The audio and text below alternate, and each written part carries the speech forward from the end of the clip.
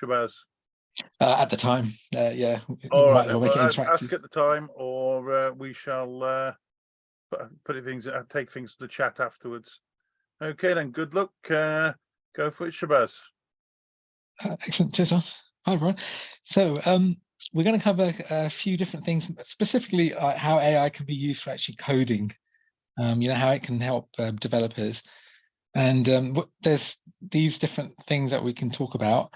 Apologies for the slides. I was going to create like slightly better ones, but I just ran out of time today. There's like other stuff like unexpectedly came up.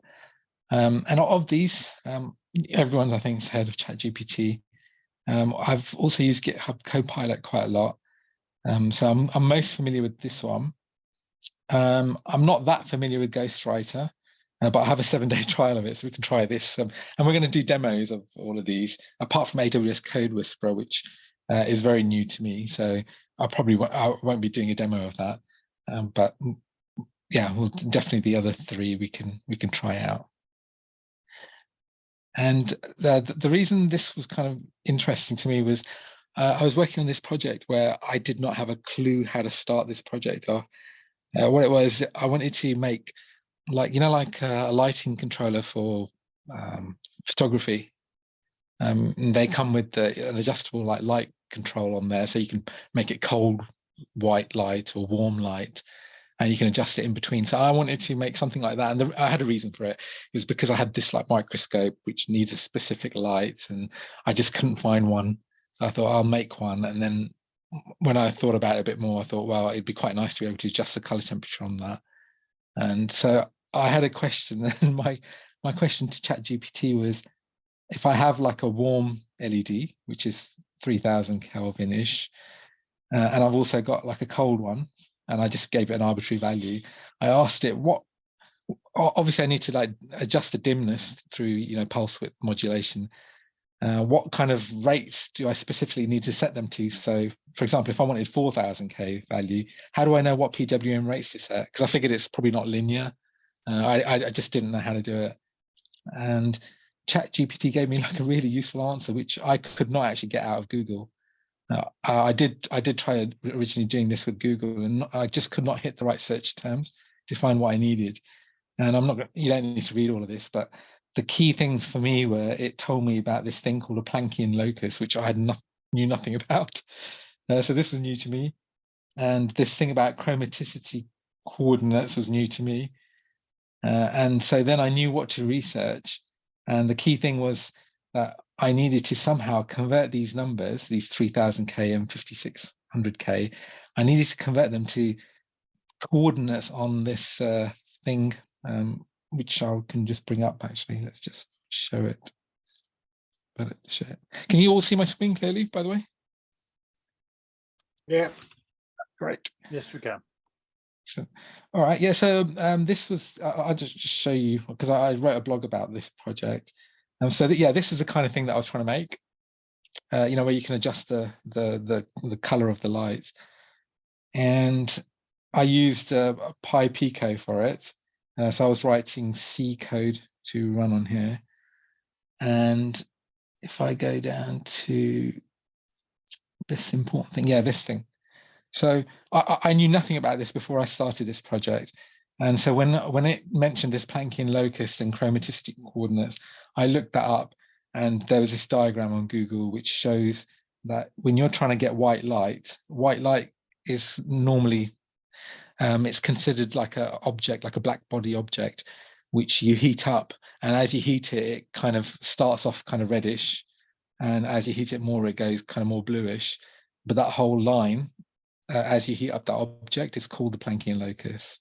And so now I knew that, and I knew that, okay, I'm going to have to interpolate values to get from here to here. So I needed to work out what these coordinates were, and I needed a formula to interpolate. But now I had enough information, so now I could actually use Google, and I found some paper that somebody had written, and in there was enough information for me to, then start coding and creating this project. So ChatGPT was helpful right at the start of the project.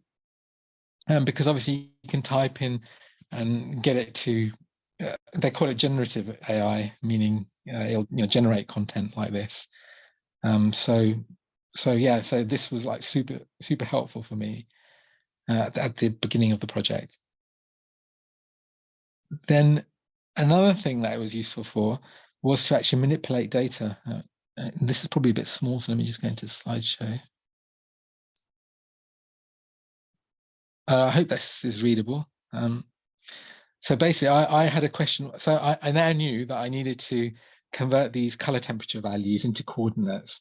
So I did a Google and I found this CSV file, I think it was, which contained those values. So it had like different columns with the values in there. But obviously it was a big table, and I knew I needed to get this somehow into my C code. So I just said, I want Python code that will read a CSV file and will convert the first column into a C array of numbers. Because I figured if it can do the first column, then I'll be able to modify the code and make it do the second, third column, etc.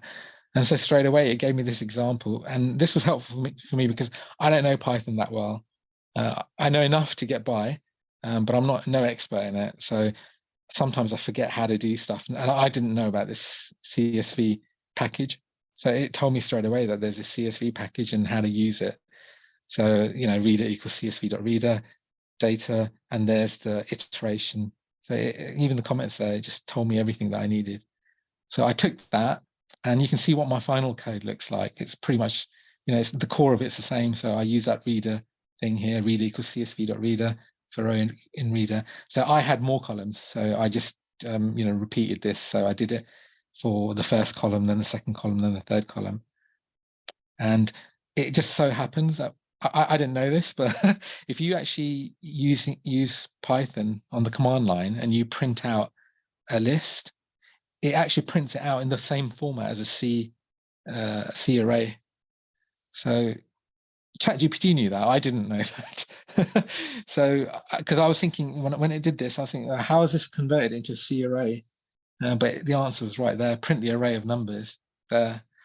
So when I did that, it actually did print this out exactly like that, and I just added on the const unsigned int thing.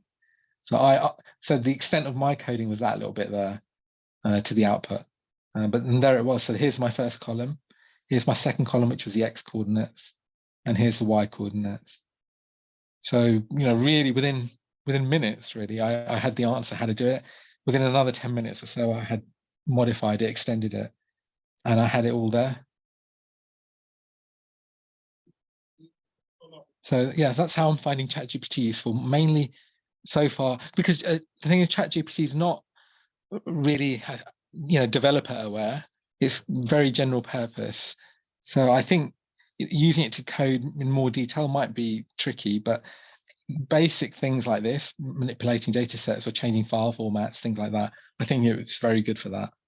Because even if the code needs some changes and stuff, at least it gets you to the point where you can start doing.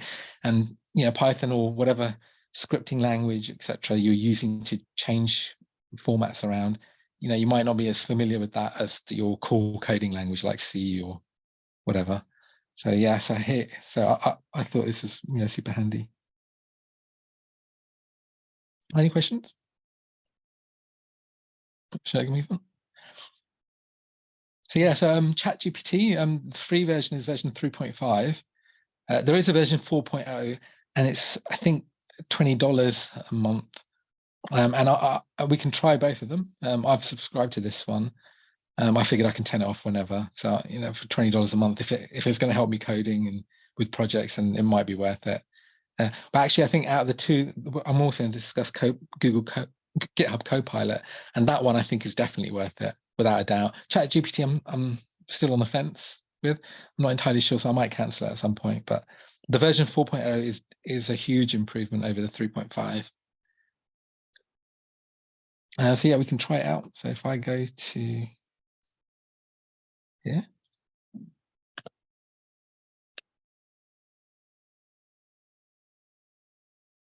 And you see here like the history of the things I asked it. So for example, that convert CSV thing, I click there, it's exactly what I just showed you guys earlier. Is that visible? Or can make it's a bit harder zooming in on this. On there. That's fine. Yeah, okay, great. All right, yeah, so and this was my nephews. They wanted songs and poetry. what else was there I wanted to? Oh yeah, so if anyone's got any problem, we can try it. Actually, we can try it with GPT-4 if I can figure out how to get to it. New chat. Yeah, so they're claiming that this is kind of like the strength of 3.5, and 4 is slower, they reckon. But in terms of reasoning and conciseness, it should be better. Reasoning, yeah, they've given it a 5 there. Any particular thing we want to ask it? Like any like programming problems you guys have got at the moment? Yeah, Cabbage Song by Homer Simpson. Is that what this is? I don't even know what this is. What is a cabbage Oh, song? does it do? It doesn't do. Does it do voices? Doesn't do voices, does it? No, but it did this to to Dr. Dre. So yeah, you'd have to sing it yourself, really. Anyway, maybe it does write music notes. So that I don't know. But okay, let's just try something anyway. So I'm going to go back to the new chat. Let's try we can try comparing them as well. So I don't know, GPT-4. Write me code to I don't know, John, have you got any problem at the moment? Control an LED on the Pi Pico in MicroPython or C? What do you guys want? C. C, okay.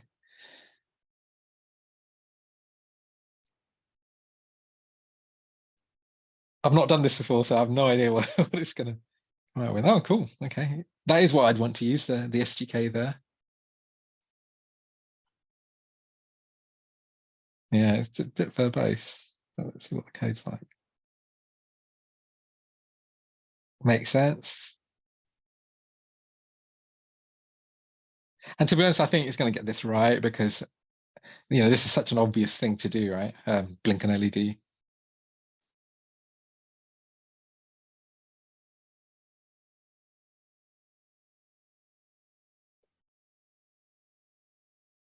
But yeah, pretty neat. I mean, it's a starter project, right? So then you could then do whatever you want. Oh wow, I didn't expect it to give me the actual C make list file.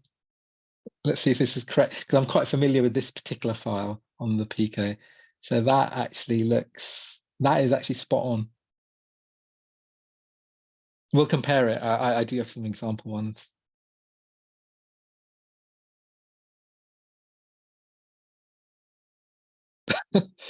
All right, okay. Anyway, so that's that. This could go on forever, I think.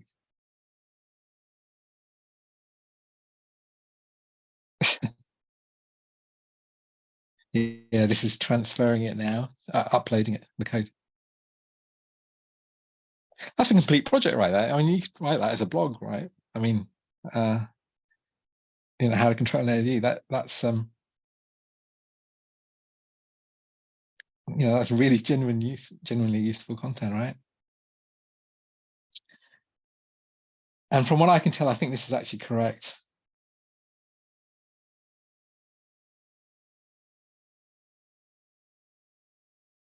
Anything else we want to try here, or should we move on?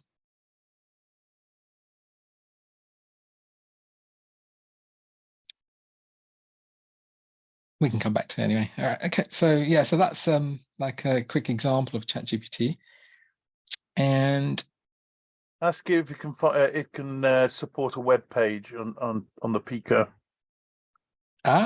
Display a web page. Yeah. Okay. So let's. So this is that prompt engineering thing. I need to figure out how I'm going to ask it. So I'm probably going to say write me a simple web server to display a hello world message. Use simple web server for the Pi Pico W, isn't it? I think it's called the wireless one.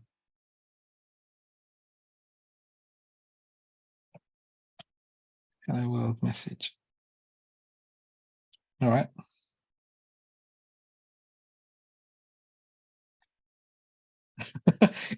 Is it not an existing board?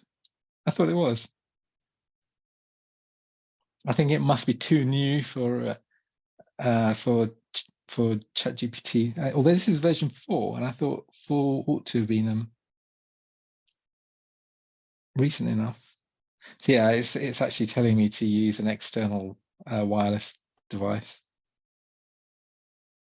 So I would not do it like this, because I would use a Pico W because it's got built-in Wi-Fi.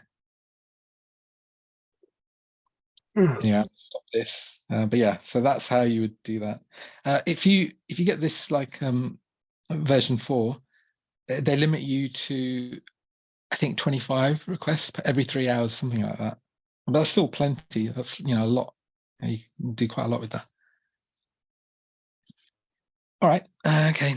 So might as well move on to GitHub Copilot, because this is actually super useful, I think, for developers. And I actually can't see myself not using it anymore. I have to, if I'm using any IDE, it has to be Copilot enabled. Otherwise, I just feel really lost.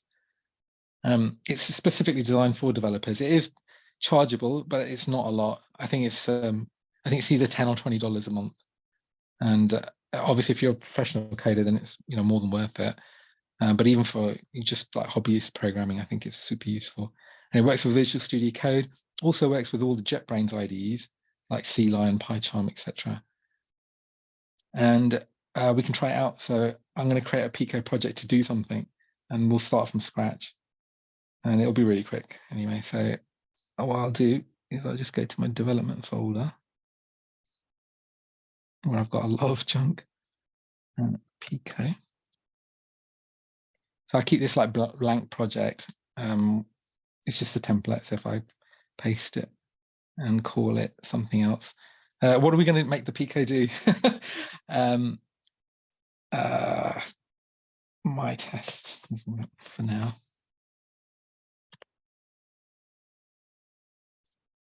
Okay, I just got some notes in this thing. Edit CMake list. Oh.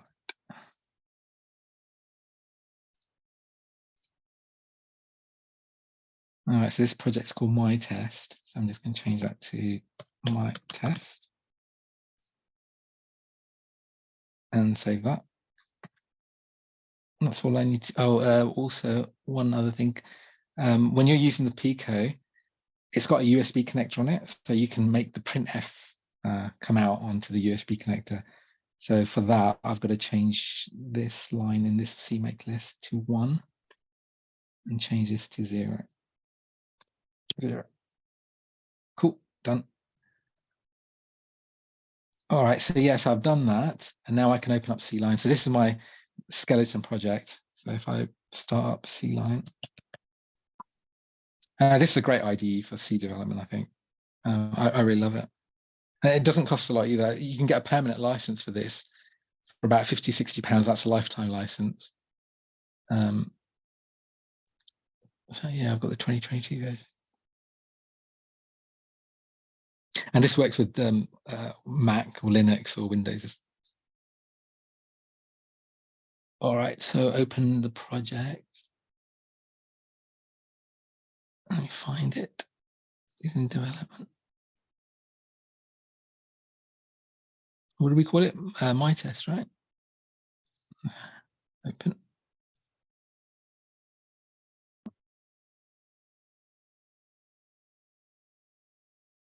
While it's open, there's one thing I need to do. If you're using the C++, sorry, C++ SDK for the Pico, then I need to enter that line. So I'll just, yeah, okay, it's come up, and I need to just type that in here. Cool.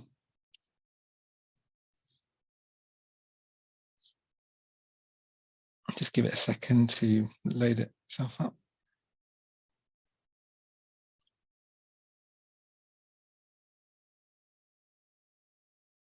And while it's loading, you can see on the left-hand side, there's the main file.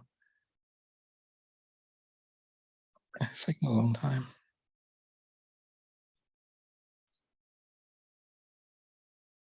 All right, cool. So my test, and here's the C file. So this skeleton file doesn't do much. It's just got, it assumes that you've got one button and one LED wired up to the Pico. And what it does is it initializes that LED and that button. And the main code, all it does is it prints a message to the serial connection, which is print title, which is up here, project built on blah, blah, blah, and that's it. And then it just flashes the LED on or off, and that's it. So this was a skeleton project that was, I just had in the folder anyway. So now we can make this do whatever we want it to do. And this C line is enabled with GitHub CodePilot. So it will start doing stuff as I type. So for example, if I want to create a project to, I don't know, like a quiz game or something, I could do quiz game or anything else, guys. Just speak up if you want me to do something different, because I'm doing this on the fly anyway. How about back to the web server again? This web server that displays a GPIO or the status. Yep. Very good, yeah. Displays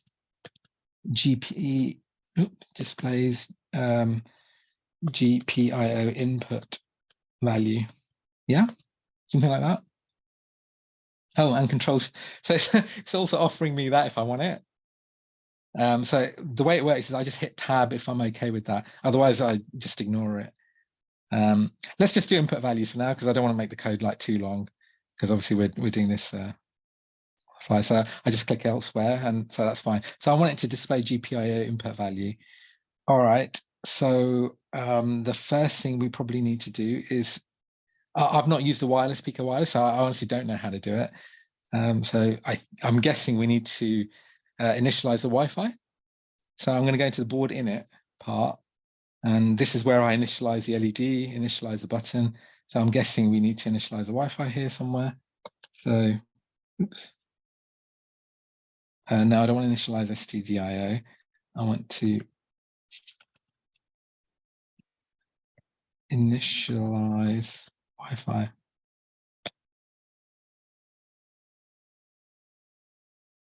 Okay, why is it oops. I don't know why it's commenting out, but I'm gonna go like that. I guess that's a function we need to create. So if I go here and go void Wi-Fi init. Okay, it doesn't know what it doesn't know about the Wi-Fi board. I think, and the reason is because when we tried Chat GPT and it did not know about the PicoW, the Wi-Fi version, that's using OpenAI Chat GPT, but CodePilot uses OpenAI as well. It's just tailored for coding, so it's using the same source. So which is fine. I mean, if I knew the API for the PicoW for the Wi-Fi, then I'd start typing and it would take over and it would still help me. It's just it wouldn't be able to help me as much as when it natively knows about something. So, and because I honestly don't know anything about the Wi-Fi, so I think I'm going to have to get some help here. So if I bring up the Raspberry Pi Pico CodeW web server, because I do need some help now with the SDK. All right. So let's look at this guy's source.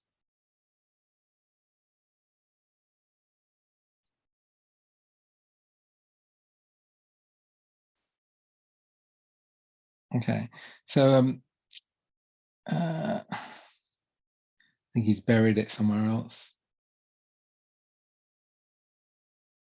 Just for the benefit of this demo, I think let's do something without Wi-Fi, because not only does CodePilot not know about that particular Wi-Fi board, I don't know anything about that Wi-Fi version of the Pico either. So it'd be kind of a bit of a guessing game. So let's change this. I'm going to undo this. I'm not saying it wouldn't help for Wi-Fi. It would. It's just the amount of help it's going to be able to give will be kind of general. It won't be related to that Wi-Fi thing. So instead of that, let's make it do something else.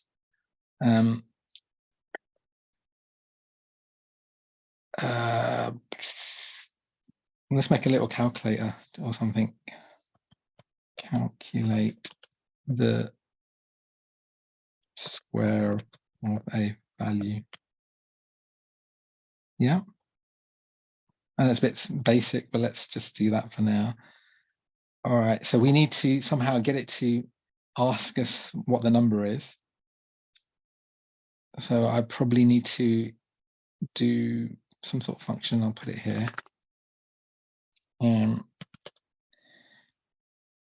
Nope, I don't want that. The reason why it's doing that is because it's seen above there that I've done a long delay timer. It's thinking now maybe I want to do a short delay timer, and I don't. So what I want to do is ask for a number. Ask for a number using stdio. And do I want an integer or do I want a float? Yeah, let's do an int. Int get number.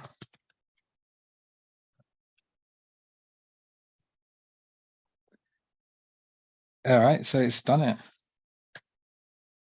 So I just hit tab and it just completed, and I can just accept that. So then I could do in my main code here, after the board in it, I could do get number.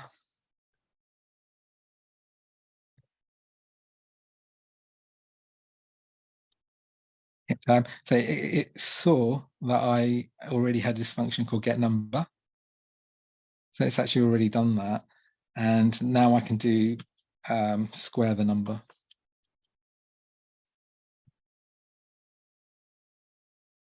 There you go. And then print the result. Use %d/n there. All right, so if I can save that, Control S, and try building that.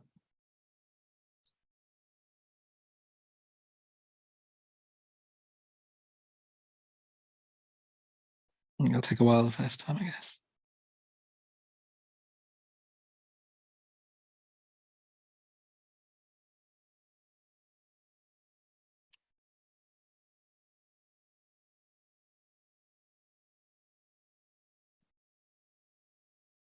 One thing I'm not sure about is if scanf is correct or not. I've not done. Oh, it compiled. So yeah, that probably works. Should we try it?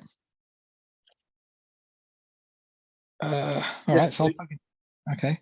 So what I'll do, I'll plug in a PyPico. So if you have a look here, that's what it looks like if you're not familiar with it. And it's got this USB connector here.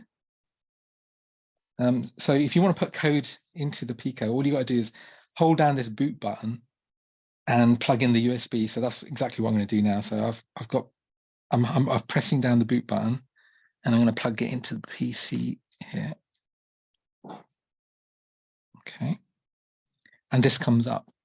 So this is the Pico. It just comes up with this thing. All right. So now I've got to look for this code, and this is in the development folder. My test in the debug build. Sort by date modified. Okay, so what's the time? 8:41. I'm looking for this UF2 file. Here it is, and it's 8:40. Yeah, so this is the file that got built. It built like several things like .elf, elf, .bin, and .uf2. But I need the UF2 file one. So all I got to do is just drag this onto here. There, it's done. So the Pico is now running that code. So I need to see this thing here.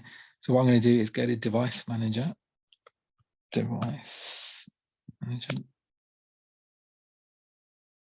to see what port it is, because I don't know what port number it is. Obviously, you'd use LS USB or whatever on Linux. Ports, yeah. All right, so I'm COM13. So bring up a terminal.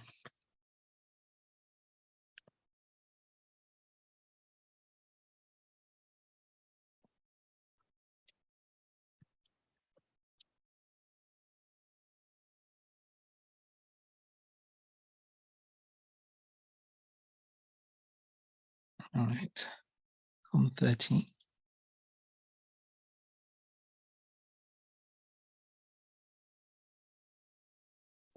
Gosh, everything's running slow today on my PC.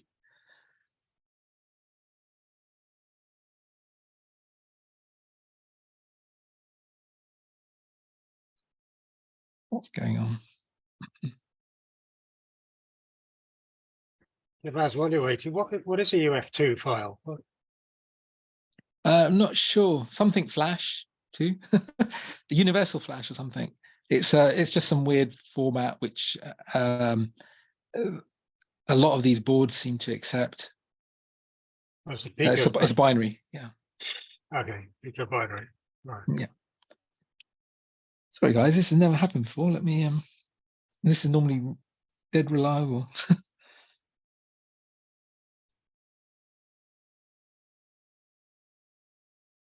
I rebooted my machine. Oh, okay, all right, okay, cool. All right, so this is running.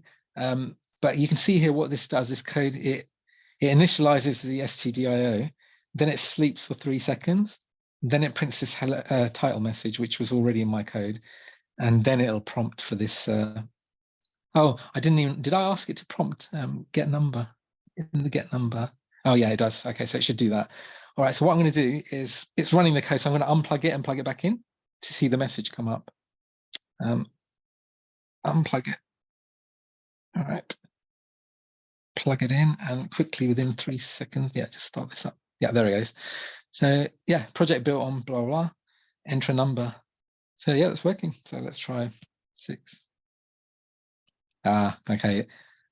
I pressed 6 quite a lot of times. So for some reason, it's not echoing it back. But it did work. And I'm not sure why it didn't echo it back. I've actually not used this scanf with the Pico before. I normally use a getchar function. But yeah, it worked. So this, I guess that's right? I don't know if the square of 6666 is that, but it looks about right. So yeah, that's like a really quick way of coding where, if you don't know what you're doing, you can just kind of get prompts from the CodePilot, and it does help quite a lot. It actually helps a lot with APIs, so and other libraries. So for example, say I'd connected an LCD LED display or some sort, LCD, something like that. So I could do this, for instance. I could go online and look for an LCD display, LCD display, 16x2 or something. They're really common. And, I could go off and buy one of these. I happen to know that these use a particular chip on the back of it called a HT44780. So what I would do is I'd do something like, in my comments here, display the result on a HD44780 display. Cool. Let me just expand this. Not sure if I need any other hash includes, but for some reason it thinks I need a binary. I'm not gonna accept that because I don't know why it's doing that. So I'm just gonna go down here and create myself a new function. So I've got the get number, that's fine. I'm gonna do hash print to LCD display. Sorry, not hash, not in Python. Display to LCD display. All right, so it's not doing it correctly, so I'm not going to accept that. I'm going to do something like HD44780 LCD. Yeah, for some reason it's not accepting. It doesn't recognize it. I thought it might actually. Instead of that, let's try this. LCD initialize. Ah, perfect. So if I go here now, what it's done, it's using that HD 4478 serial chip in a 4-bit mode, blah, blah, blah. So this is actually correct. This is what I want it to do. So I'm going to hit enter here. And is it going to help me anymore? Probably not. All right, so I probably would need to Google a little bit and carry on, but at least it's told me what I need to do to use that LCD screen. And this is correct. For using that particular type of LCD, you need to set it into a mode, blah, blah, blah. So these are the things you would need to do. So yeah, it's pretty helpful, I think. All right, so that's Sea Lion. It also works with Visual Studio Code. So if you're paying for it anyway, you're $10, $20 or whatever a month, then you may as well enable that on every IDE that you're using. So it actually works with Visual Code as well. Yep, Visual Code.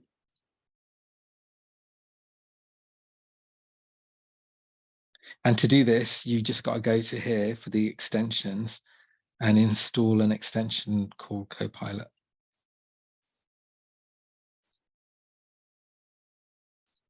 Okay, I'm just waiting for the ones that are installed to come up.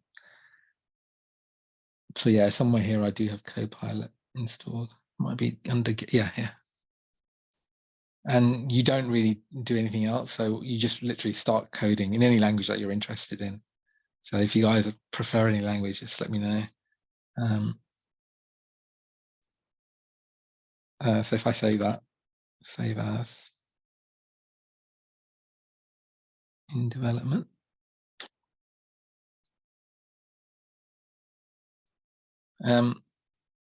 JavaScript or something. We'll save the Python for a little bit later. Let's just do test.cpp.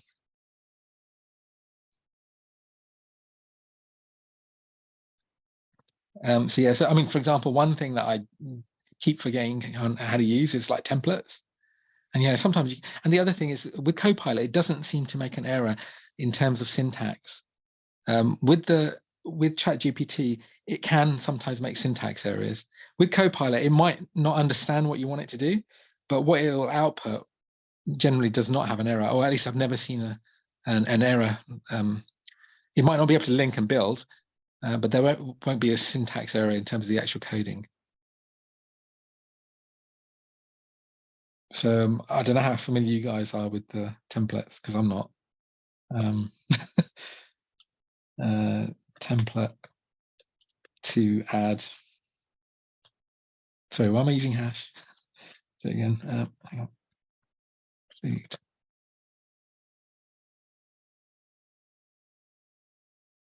Right. And then I could do something like template to add. Yeah, that's done it. And that is correct.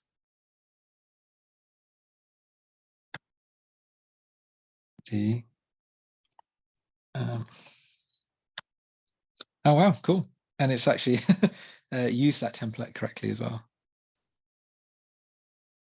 So yeah, it's a real time saver, really. And I don't know if anyone's used templates, they'll know that you could spend like an hour, troubleshooting just a single line sometimes in C++ when you're using templates.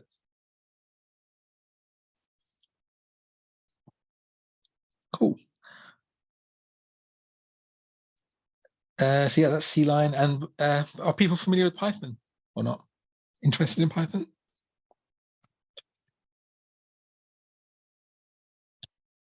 No, not Python, PyCharm. So this is free. So some of the JetBrains packages are free. So C-line is a chargeable one, but PyCharm you can just download and use.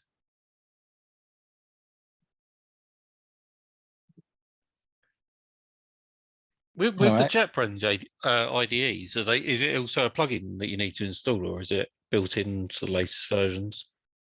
Yeah, it's a plugin. So it's in the somewhere. Actually, let's try finding it. So if I create a new project and call it, I don't know, test project. Okay, and we'll create a virtual environment. Yeah, that's all fine. Test project, create. I like the JetBrains IDs because they all look, well, they all look the same. And so if you've used one, then they're all kind of the same. I think it was under help. Once it's complete.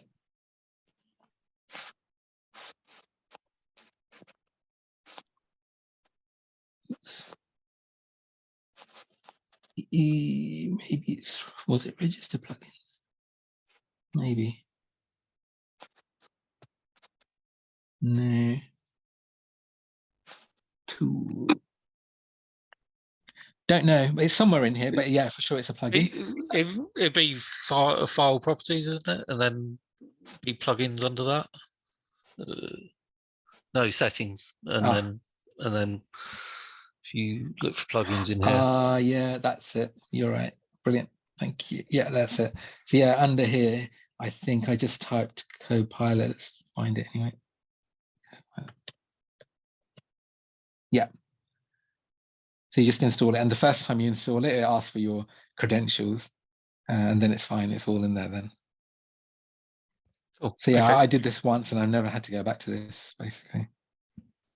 So yeah, so now if I create any Python file in here, so my test project, new Python file, I don't know, main.py or something.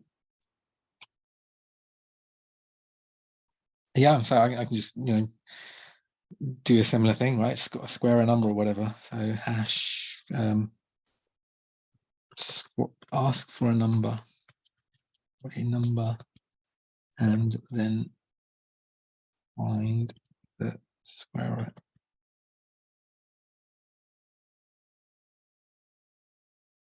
Cool. Fine. Okay, and now calculate the square of the number. Cool. And the result. Is that correct? I don't. Maybe it is, but I mean, I'm used to in Python using that. In fact, you know what? This is, I would not accept this, so I'm just going to do print open bracket f blah blah blah. Yeah, done it properly now. So that's how I'd want it. So yeah, so sometimes you do need to, just to do that. All right, cool. All right, so save that. Control S, and we can try running it.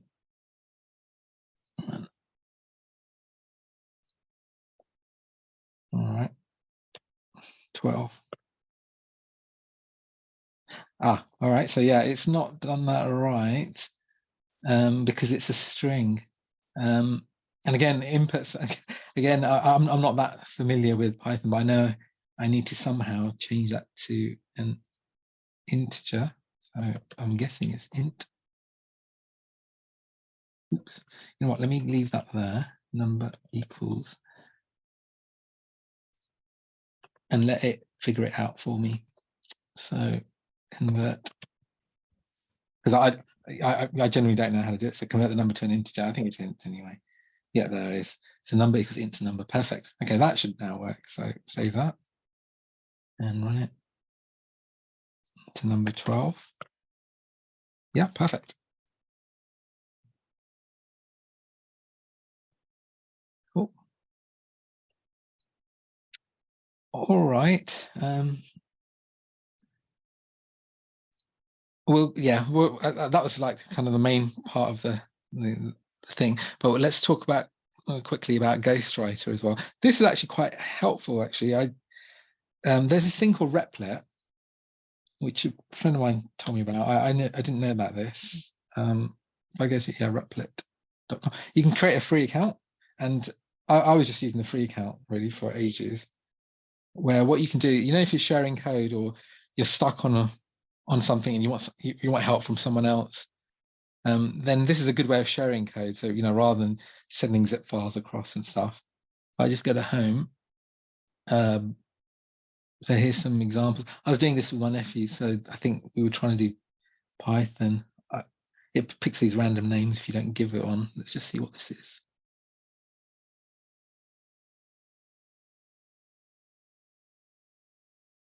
No, not that one.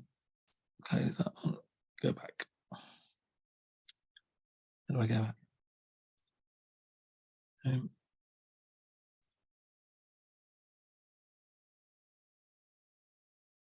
Yeah. Let's just create a new one.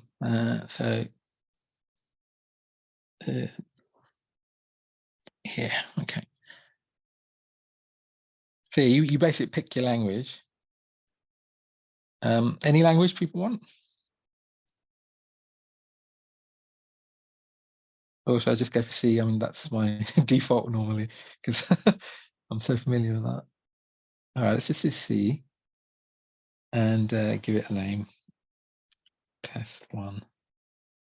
And it's public unless you've got the pay account. But normally, if you just want help from someone, you don't really care if it's public. If you're just putting a snippet in here anyway. So then you just click create. Cool. And yeah, so it's just giving me some example code here, which is fine. Or I could just do whatever I wanted to do here. And it's quite nice. So you can give this link. There's a share link, so anyone else can then open it and view it as well and make their changes if they want to. So if you're stuck on something, this is quite a good way of, and you can have many files, so you can create new files here, header files and more code, and then you can just click here to run it. And there it's done a make run. And I think this actually is Linux because you can do ls and stuff like that. So I don't know, can I do vi? See? All right, okay, it's not installed. All right, Control C. Weird. Anyway, yeah, so this is how it works. But what you can then do is here, there's a Ghostwriter tab. Oh, it's open here anyway. Yeah, so click here. Oh, this is the Ghostwriter tab. Okay, so yeah, here I can ask it stuff. So if I had that same problem as before, like the template thing, I could do create a template to add. I'm using C, and I can't do that. I think I need C++. All right, something else.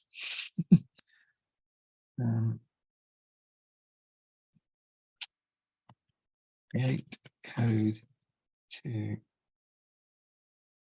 sort an array of double values.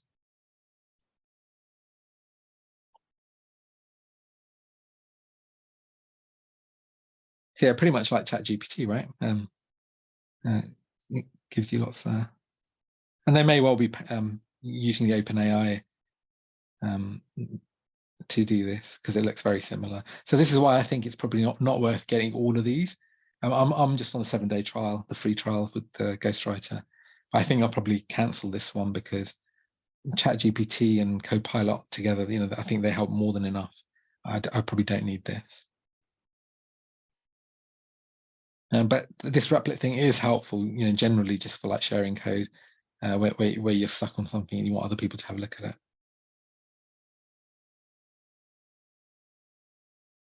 Okay.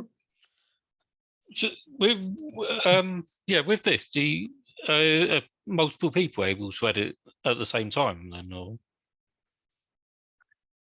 Good point. I'm not sure. Should we try it? Let's share this. So let me figure out how to share it. It's public, so maybe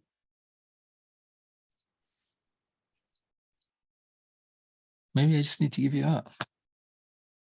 Let me put that in the Zoom thing.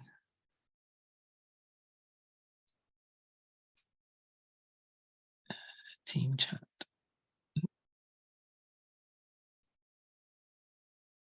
we get to the chat? Oh, weird. Sorry,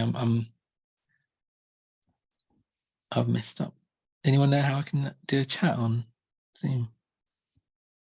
There's a chat button. I see team chat. Is that the one? It just says chat for me. I'm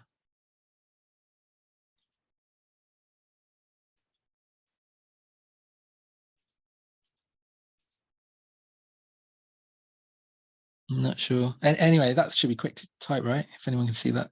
It's replit.com/ampersand Shabazz123/test1.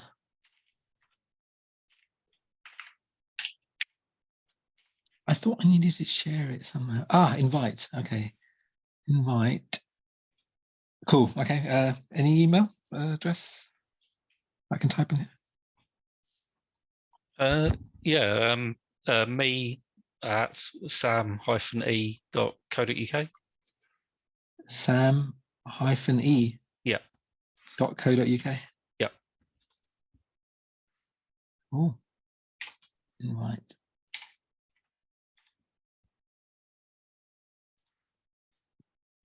Generates a join link as well to invite anyone. Okay. Control C. I just wish I knew how to send it on Zoom. I'll reply back to the email that John had sent. Inbox.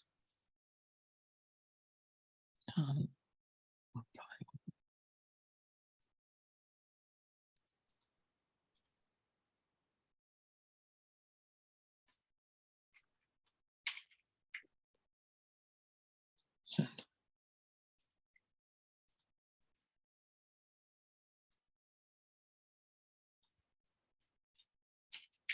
I hope it shows other people, because that'd be really nice. You know, the real-time editing would be awesome. Yeah. Looks like it should be able to do it. For some reason, I'm getting a 404 when I try and follow the link in the email. The invite. Oh, the link in the email gave it 404. Yeah. Oh, well, let's copy. Weird.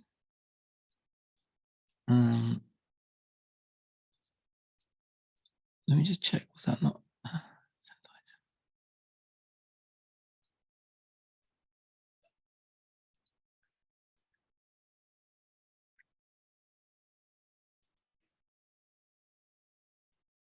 No. Cherry dash. Send it again anyway.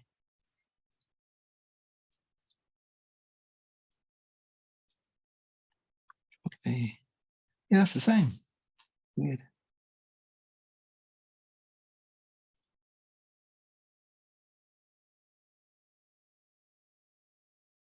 I'll try it on Edge, which I'm not logged into.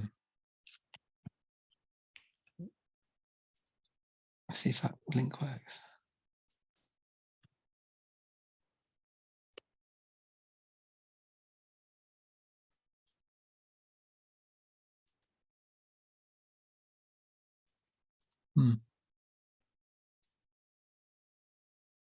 Is it still 404 for you? Yeah, it is at the moment.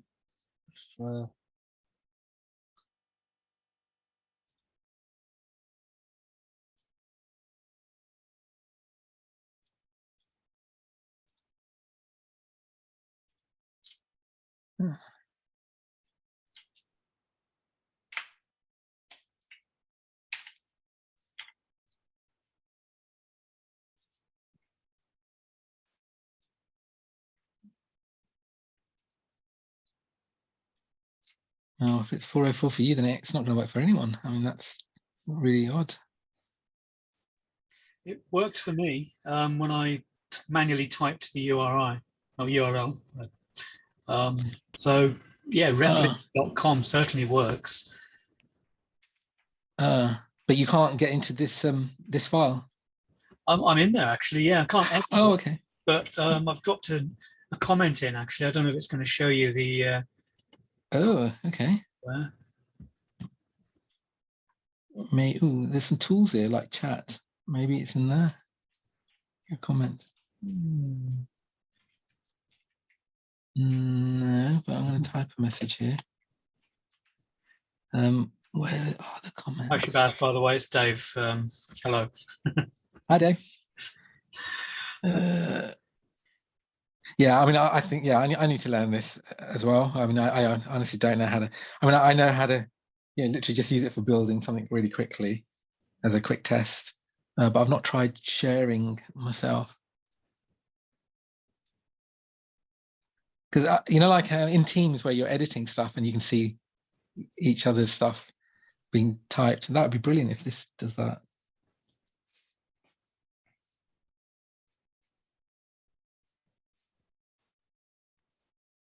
I think the comment might be rather than against the file, against your account or project. Right. So it might be in there somewhere. Okay, let's get out of that.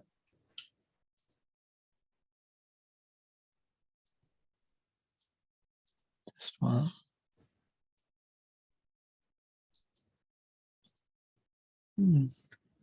Weird. Yeah. Anyway, yeah. So that's Replit. I'm going to try and learn a bit more, and I'll definitely let you guys know if I learn how to do that.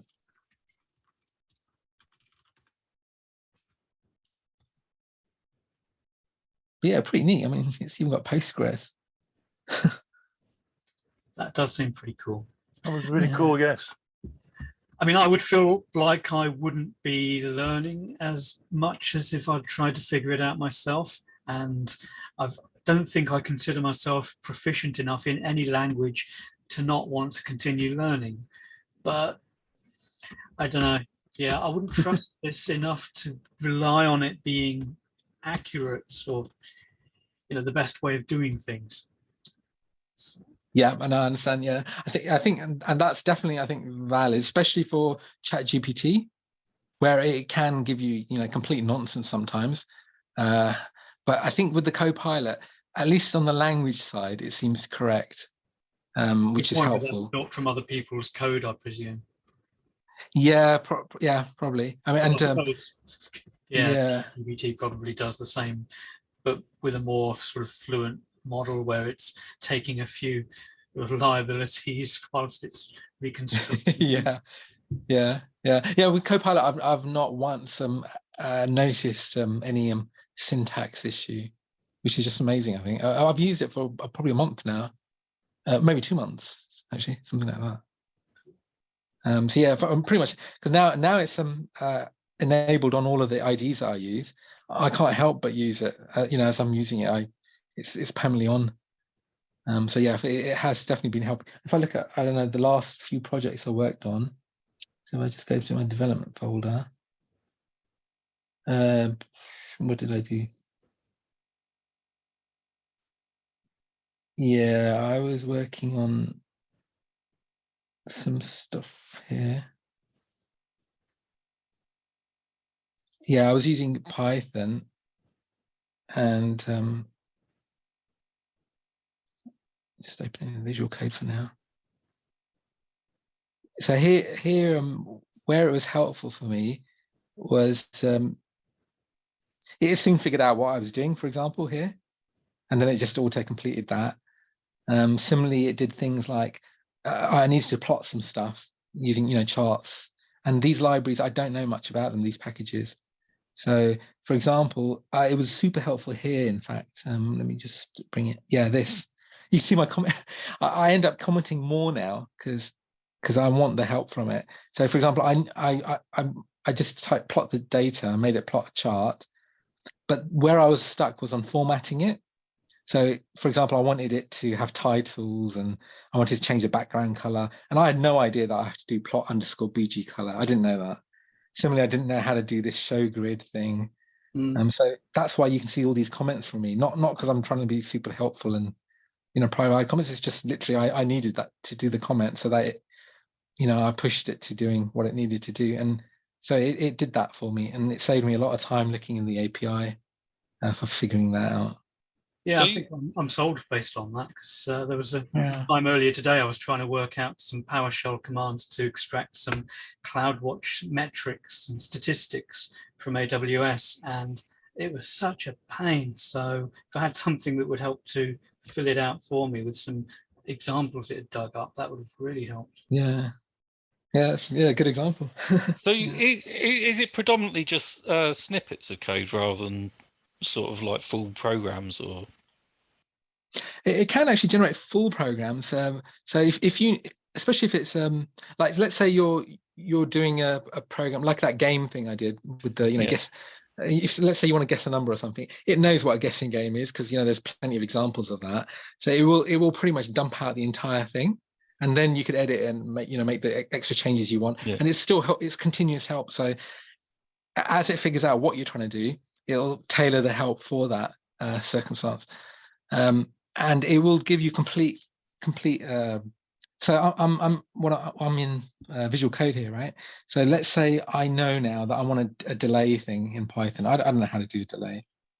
Actually, sorry, I can't do a delay because this. Well, maybe I can. Let's try it. So hash delay in delay for 1 second. I don't know. Yeah, it can't. Ooh. All right, what's it doing? Yeah, it's actually doing the right thing. This particular code that I'm doing, it happens to use this particular library where I've got these functions, so I know what these functions are doing. So it's actually done it in context.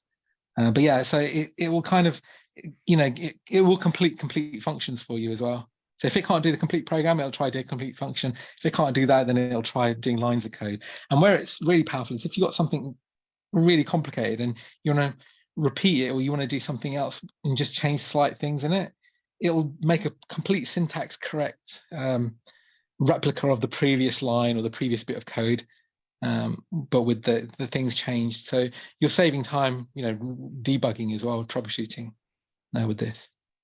Yeah, it looks really good. Does it work with things that aren't quite programming languages like Terraform and things like that? Do you know? It works with it works with VHDL. I was mentioning that earlier, which is not really a programming language; it's a hardware description language. So it works fine with that. Let's try it. I mean, I honestly don't know. If you know what you want me to type, or maybe I can give you control. Do I need? Is that possible in Zoom, John? John, can I give remote control to anyone? I think he's on mute. So is it a PowerShell? No. Terraform's like a infrastructure configuration tool. But it uses HashiCorp configuration language, or HCL. Okay. So do I? Would it be saved as a particular file format or something? I'm just wondering. Yeah, it'd be saved as a TF file. Okay, let's try that then. Hang on. All right. Test.tf. Yeah. And probably Visual Code might want to help me there now. Okay. So is it hash for a comment or? No, I think it's a double forward slash. So like create a cloud instance in AWS. Cool.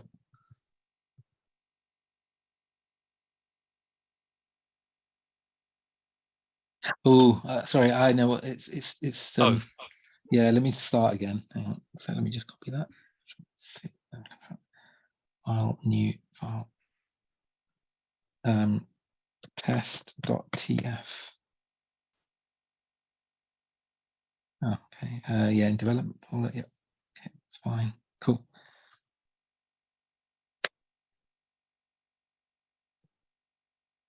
Just come up with the right icon. Right. Yeah, it seems a bit. unless there's any more help. Did I do the right slash? Yeah, I think. Okay. Right. I think I use hashes as comments in Terraform, so I think that is still supported. Yeah, I think they're both Yeah. supported. To be fair. Possibly, That's so right, you're yeah. going to listen on one and not the other. Yeah, it doesn't seem to like that. Unless there's something else you want to prompt it with, like the beginning of the. No. I mean that should be pretty much all. All right. That's a fairly basic thing to do. Oh. It's, Yeah, that's disappointing. But yeah, I mean, I was surprised it did recognize some things like VHDL. I didn't try any other. Well, I didn't try a scripting language as such. I wonder if it does like I don't know, Bash or something. Let's try a new file. I don't know. Start.sh.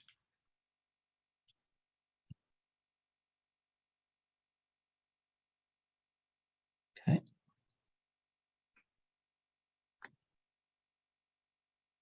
I don't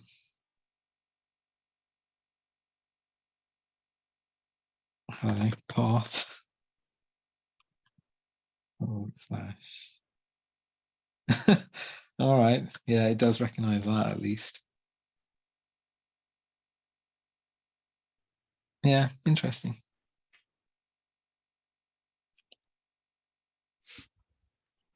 But AWS has got this thing, Code Whisperer.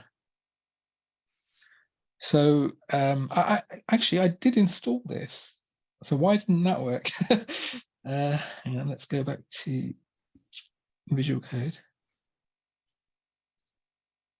I've not actually used it though. Code Whisperer. It's free to install. Is that working?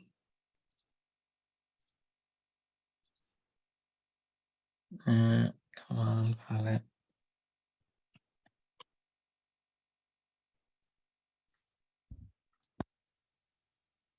I have no idea what this is going to do. Yeah.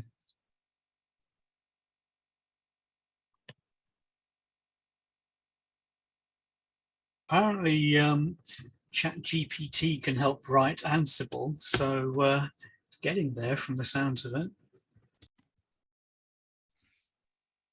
Oh, awesome. So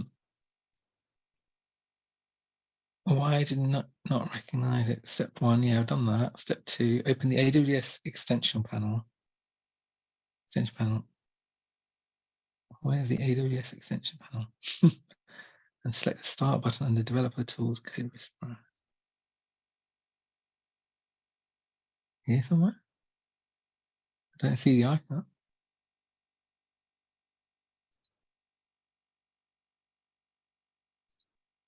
Oh, okay.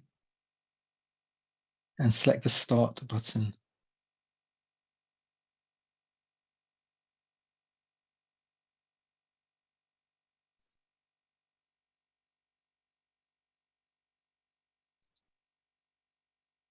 Okay, I did this, so I'm surprised.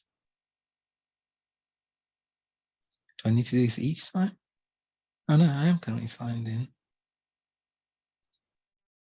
I don't want to do that.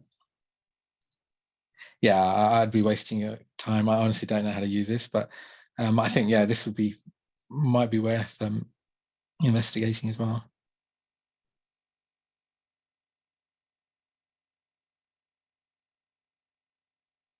Cool. That's all I had, really. I hope it was interesting anyway. yeah, it was really interesting. Thank you. It's actually something my workplace is looking at introducing the GitHub. Oh, the CodePilot, right? Yeah. Yeah. It's brilliant. I mean, yeah. Wonder how how I worked before without it. I guess it's just less Stack Overflow and stuff. Yeah. Yeah, it is brilliant. I do like that. It just seems to work with anything. So whether it's embedded work or application stuff, it just seems to work. It's really good. Cool. Yeah, it's quite different. I don't really know what to expect. I've had a few people talk to me about it, but it's the first time I've actually seen a proper demo, and it actually looks more useful than I thought it was going to be. So Oh, yeah, excellent. Great. Cool. Yeah, I think it's got a 30-day free trial, and I know that they're convinced that people are going to keep it because it is that handy. Because I was quite worried that I'd lose it. As the 30 days was approaching, I just paid for it. I thought it's really worth it. Excellent. Yeah. Cool. So the big question is, will this make outsourcers' code better or worse? Yeah. Yeah. For me, I'm finding it's helpful because I'm learning things in the APIs that I didn't know. So like if I'm really don't know how to do something, or I might think I know how to do something, but if I type the comment anyway, it might come up with a different way of doing it, and then I'm learning from it. But you're right. I mean, some people might just accept the first thing that it does without questioning it. Yeah, it still seems like you need to have a reasonable understanding of what it should look like. So you know when it's actually sort of telling you something that's not quite right, and you can make adjustments. Mm. Yeah, I tried it even with because I thought, what about beginners? Like you're saying, like a complete beginner to a language. Would it be helpful for them? And I tried because a lot of like engineering, like hardware beginners, they use Arduino for coding, and so I did try that in here as well, and it was quite helpful for that too. But yeah, you do need to know a bit about the language as well, like you said. I suppose as long as you've got a grasp, like a solid grasp of at least one language, then it's helpful to give you a hint in the right direction for other languages. Yeah, exactly. Yeah, I'm especially finding it helpful with Python because it's one of those languages which I've not used that much, but I often now find the need to plot data or manipulate data, and that is definitely the better language to use than C++ for that. So yeah, it's been helpful there. I found it really useful.